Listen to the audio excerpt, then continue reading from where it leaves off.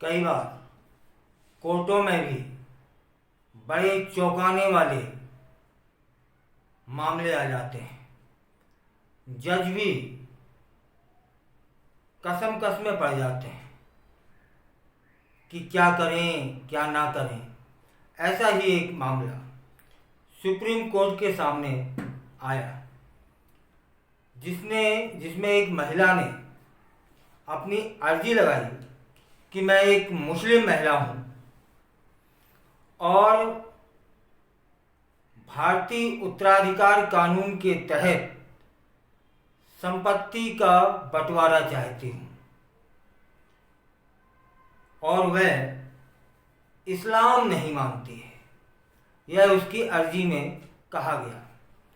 महिला का तर्क था कि वह भले ही मुस्लिम परिवार में जन्मी है, लेकिन उसकी आस्था अब इस्लाम धर्म में नहीं है, इसलिए उसकी पैतृक संपत्ति का बंटवारा शरिया कानून के तहत न होकर भारतीय उत्तराधिकार कानून के तहत करने का निर्देश दिया जाए।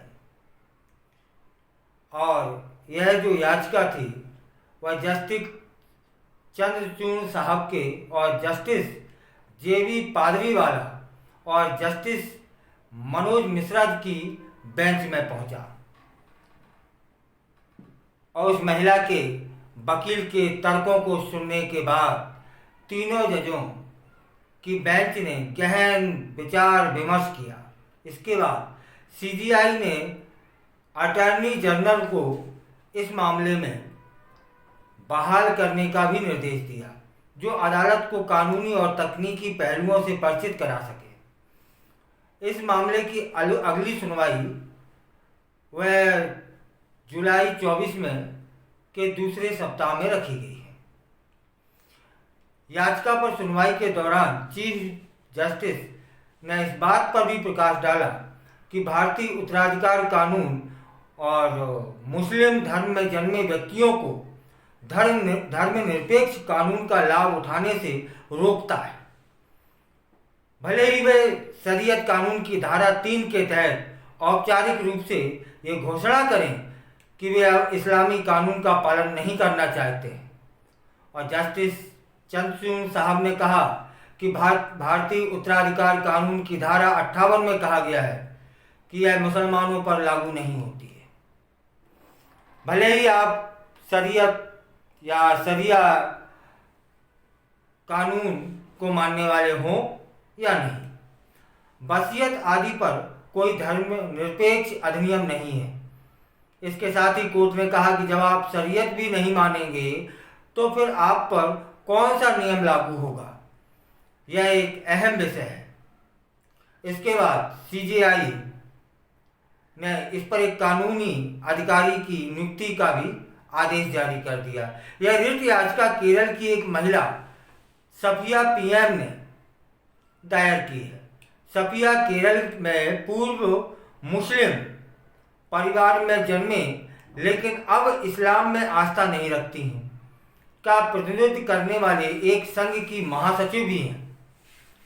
अपनी याचिका में सफिया ने एक जो तर्क दिया कि जो व्यक्ति मुस्लिम पर्सनल लॉ से बंधे नहीं रहना चाहते हैं, उन्हें देश के धर्मनिरपेक्ष कानूनों, विशेष रूप से 1925 के भारतीय उत्तराधिकार कानून के तहत वसीयत और गैर वसीयत उत्तराधिकार के मामलों में अधिकार मिलना चाहिए।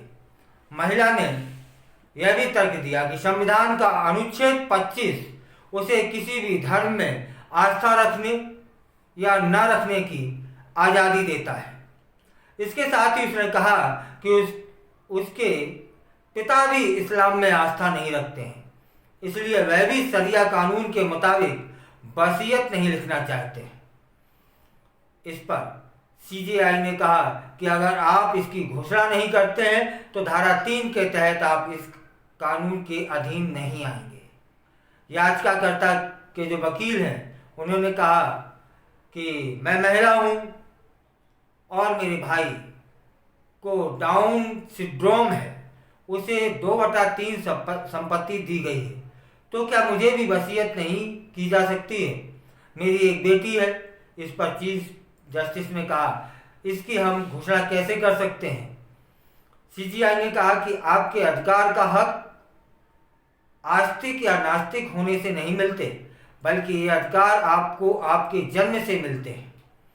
अगर मुसलमान के रूप में पैदा होते हैं तो आप पर मुस्लिम पर्सनल लॉ लागू होगा। जहां तक आपके पिता का सवाल है तो वह भी धारा 3 से बाध्य है। देखिएगा, कईयों बार ऐसी धर्म संकट की स्थिति फंस जाती है कि कानून भी किसी याचिका पर चाह कर भी या ना चाह कर भी कोई अपना तर्क नहीं रख पाता है, क्योंकि कानून तो धाराओं में बंधा है। और इस महिला का ये कहना है कि मैं मुस्लिम धर्म को नहीं मानती हूँ, इसलिए हिंदू धर्म के तहत जो उत्तराधिकार कानून है उसके तहत मुझे निर्देश दिया जाए। और अभी तो माननीय सुप्रीम कोर्ट ने इस पर कोई भी फैसला नहीं लिया है। जुलाई के दूसरे सप्ताह में इसकी सुनवाई होना सुनिश्चित की है।